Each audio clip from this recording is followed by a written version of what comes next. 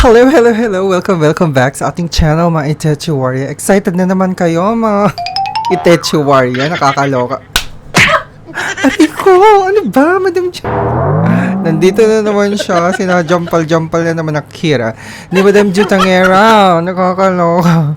In today's video, aalamin natin ang bagong jutangan. Legit siya, Mima. Okay, sino ba Itechi Warrior? Siya ay si Bangko. Yes, literal na bangko siya, tita. Okay, so kilala niyo na siya. Siya ay si Bangko, a subsidiary of BPI or Bank of the Philippine Islands. Nakakaloka. So sa mga hindi pa nakakakilala kay Bangko, i-search nyo na ngayon na. I-download nyo na yung app. Agad-agad. Kasi tayo jujutang na kay Bangko. Huwag nyo nang palalampasin ang chance na ito na jumutang sa kanya. Kasi nga, di ba? Up to 250,000 Kinemalar pesos ang kanyang ino-offer. Siyempre, legit na legit at supervised by the Bangko Sentral ng Pilipinas. Kasi nga, paulit-ulit na lang tayo, subsidiary siya ng BPI. So anyways, hindi mo kailangan ng account or may account ka dito para makapag-jutang-jutang sa kanilang loans.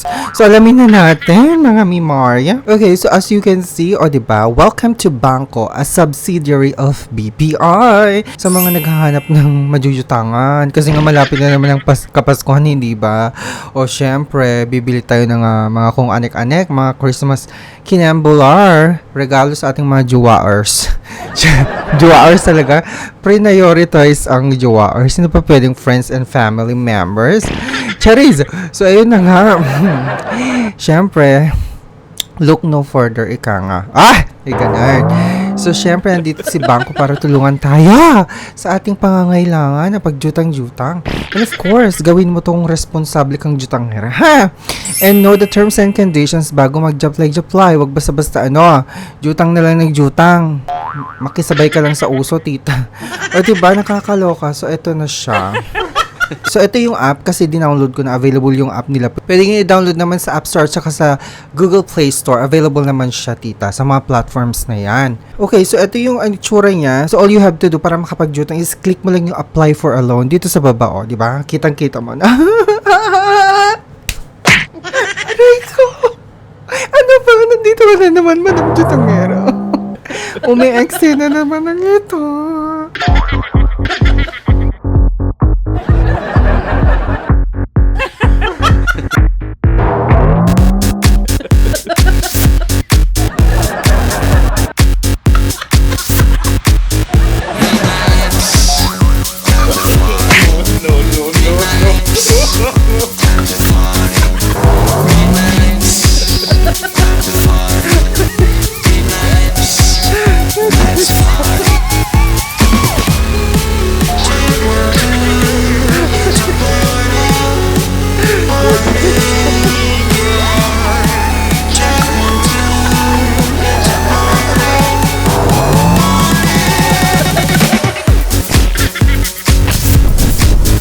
Nakakaloka talaga itong si Madam Jutangera.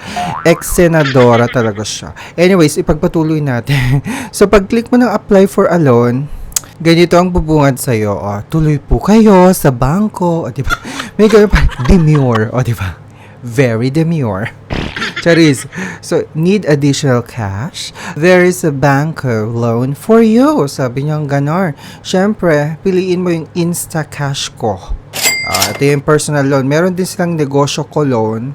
Pero, syempre, personal tayo eh. Personal ang gusto ko, ba? So, personal loan tayo. I-click mo lang yung next. At manghihingi na siya ng impormasyon. Basic information para sa loan, di ba? Okay. Sabi dito, ilagay ang loan amount na kailangan. Agad-agad! Loan agad! Loan amount na ka? Anyways, ito siya. What are your needs? So, syempre, loan amount, desired term, repayment frequency, loan purpose, diba? So, ang loan amount, tita, is merong 2,000, 3,000, 4,000, 5,000, up to 10,000 Kinemalar pesos.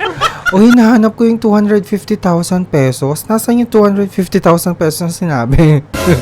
Diba? Dun sa website nila. 10,000 pesos ang nakalagay lamang dito sa kanilang app. O baka po pwedeng lumaki yon kapag repeat borrowers ka. Ganun ba yan? So, ang pinili ko, syempre, sinagad ko 10,000 Kinembular pesos. O, diba? Wag... Syempre, hindi ako magpapahuli dyan. So, kinonfirm agad ang 10,000, Mima. Okay. So, ang kanyang desired term, merong 7 days. Ay, may 7 days din. 14 days, 21 days, 1 month, at saka up to 3 months. Up to 3 months siya, Mima. So, syempre, sinagad na naman natin. 3 months. O, diba? Confirm. Repayment frequency, pwedeng weekly, monthly, bi-monthly. So, syempre, monthly ako. So, confirm. Tapos, ito yung purpose, tita. Pwedeng home appliance, home vehicle repair, hospitalization, tuition, utility payment, travel, emergency use. So, syempre, medyo nakis tayo nag-aaral. So, para sa kanyang tuition fee, charis. So, confirm lang natin. Ito na, next lang. And then, please review and submit final loan details agad. So, 10,000, 3 months, term, tapos frequency is monthly. Ay, ito na yung magiging loan amortization amount ko. Kapag 10,000 ang aking niloan, tita, 3,838 pesos and 76 centavos. Diba? Parang IVR lang. So, kailangan ang monthly income mo dito daw is 11,516.28. Okay, at least, di ba? Tapos yung loan purpose nandiyan din. So, ini-next ko lang yan. And then, syempre, magbibigay na tayo ng personal information. Lagay mo yung first name, ayan, date of birth, syempre, kailangan dyan. And syempre, huwag niyong kakalimutan, pag jujutang kayo, basahin niyo yung terms and conditions at saka yung data privacy policy. Ang napansin ko dito, tita, syempre, chinek-check ko lang itong I have read and agree to the terms and conditions. Chinek ko yan, trinay kong i-check yan. Kaso, ang lumabas, tita, ganito. May pa-alert siya. So, kailangan daw i-check mo muna, basahin mo muna ang terms and conditions bago mo siya ma-check na gano'n. O, diba, ang taray? Dapat gano'n lagi. Dapat gano'n naman talaga eh. Kasi yung mga OLA, kahit hindi mo na binabasa yung terms and conditions, inaalaw ka pa rin mag-proceed, hindi ba? Pero dito, ang taray may ganyang alert. So, maganda yan. Okay, so syempre, ang ginawa ko, chinek ko, binasa-basa ko yung yung terms and conditions dyan, tita. O, diba? Inalaw na niya akong i-check lahat. Tapos, ni-next ko lang, at syempre, nilagay ko yung number ko dito. And then, nakatanggap na ako ng OTP and everything. Tapos, next ulit, place of birth, kailangan, status mo, gender, email, tapos yung address, lalagay mo dyan. And then, after nyan, may paganito na. Hello. Sabi niya gano'n, hello, Mark Lester Kinembular. Congratulations, ikaw ay eligible para sa loan. Please proceed with the next steps. Siyempre, nag-proceed agad tayo sa next step. Jutang lang. Tapos, ayun na nga. Pinapipili na tayo ng ID. So, ito yung mga listahan ng ID na pwede mong isubmit. Driver's license, Philippine passport, UMID. Siyempre, pinili ko dyan, tita, yung PhilSys, yung national ID. So, ni-next ko lang yan, confirm. Tapos, may pa-selfie, tita. Siyempre, facial verification. Kinembular na to. Get ready to scan your face. So, ito yung tips ha. Make sure na you're in a well-lit room daw. So, maliwanag dapat, walang kaek-ekan. At saka, ipakita mo yung alindog mo, tita. Magmaganda ka muna. Tapos, wait a few seconds for automatic scanning. Please don't wear mask when scanning. Okay? Pakita mo yung mukha mo, huwag ka mahiya. Tapos, ayun na nga. Blink, blink, blink. Ganyan, facial verification. Ganyan. And then done. O, antaray, diba? Tapos after that, proceed ulit. Tapos, eto na ulit yung alert. May pa KYC authentication. So, kukonfirm mo lang yan. Ito na yung summary ng ng application mo, tita. So, i-check mo kung tama yung mga impormasyon na pinaglalagay mo. Tapos, next. Tapos, magno-nominate na tayo. Tapos, magno-nominate ka ng username and password para sa account mo na to.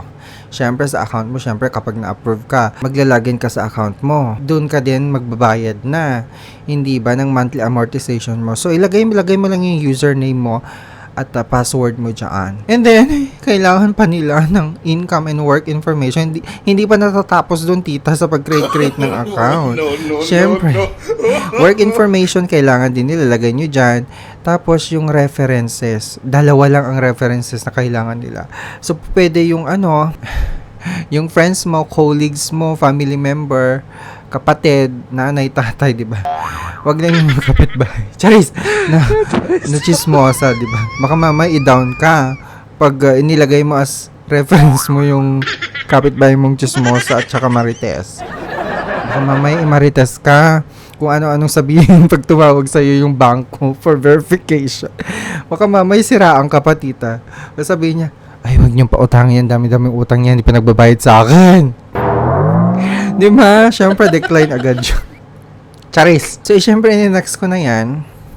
So, magsasubmit din tayo ng income information or document such as payslip o pwedeng COE, diba? ITR, mga ganon. Basta yung source of income mo, ilagay mo na dyan, tita. Picturean mo na. Diba? Pakpak mo na sa cellphone mo para nakaready na agad.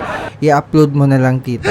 Tapos, pagka-upload mo, next mo lang. Tapos may paganito siya, negative list check. O, diba? Siyempre, i-ano mo lang yan. Kukonfirm mo lang kung ikaw ba ay may kakilala sa BPI or sa bangko. Ganon. So, ni-next ko lang yan. Siyempre, no yan. Tapos, i-review mo na yung application mo. So, ito lahat siya. So, 10,000 yung niloan ko. 3 months siya. Tapos, monthly yung payment. Frequency. And then, yung purpose niya pang tuition fee, tita. So, ayan. I-confirm mo lahat yan. Tapos, submit mo na. Okay. Tapos may pa congratulations na. Akala ko na-approve na ako, tita. Nakakagulat. Diba, congratulations lang pala. Kasi nga, nagte-thank you sila na nag-apply ka ng loan. Akala ko approve na ako. Napasigaw pa ako nung, nag-apply ako nito, mga mima. Akala ko instant approved na, nakakaloka. Congratulations. Thank you for applying for a loan. Once approved, diba? You will be notified of the next steps via SMS or a call from Bangko. So, ayan, 10,000 pesos. So, pwedeng close yan. Siyempre, nag-antay-antay ko ng mga ilang, siguro, 24 hours. Oo, 24 hours, up to 24 hours ang hinintay ko, tita. After 24 hours, nag-text sila. Nag-text sila after 24 hours. Rejected na naman. Nakakaloka. So, nag-text siya. Thank you for your application. However, your application has been declined. You may try again next time. Diba? Nakakaloka. Straightforward talaga siya. So, despite of me having a BPI Direct account, rejected pa rin ako sa tinagal-tagal na ng BPI account ko, tita. At savings account ko, may laman naman. Pero decline pa rin, Akira. Bakit ganun, BPI? Nakakaloka kayo. I-approve nyo naman ako. Etong mukhang ito, hindi mo papagkatiwalaan. Huwag naman ganun. Masyado kayo judgmental, Charis. So anyways, tanggapin na natin ang katotohanan na hindi na tayo ina-approve ni BPI. Baka sa susunod na taon or months, di ba hindi natin alam. Malay nyo, nag-aantay lang pala ng pasabog itong si BPI sa akin. Charis! So anyways, yun lang mga mima. Sa mga gustong mag-apply naman sa BPI Bangko, go ahead kung gusto nyo i-try, diba? Wala naman mawawala sa alindog ninyo. Basta maging responsable lang talaga at i-check nyo yung terms and conditions bago mag-apply. At syempre isipin yung mabuti. Bakit kailangan yung jumutang? Para saan ba yung jujutangin ninyo? Mga ganun, huwag yung basta-basta jujutang na lang kasi nga nakikiuso ka. Nakikiuso talaga yung ginawang trend na yung pagjujutang. Uy, wag ganun. Okay, at least jumujutang kayo sa legit na company at supervised talaga ng Bangko Sentral ng Pilipinas at hindi yung mga online loans na alam niyo ng mga scammer, di ba? Iwasan niyo yung mga yon. So anyways, maraming salamat mga Mimarya. Don't forget to subscribe, click the notification bell para every time na magkakaroon tayo ng mga ganitong video review, kayong unang majajambunan ng Chika Bam Bam. And I thank you. Lagi na lang ako reject. Nakakaloka.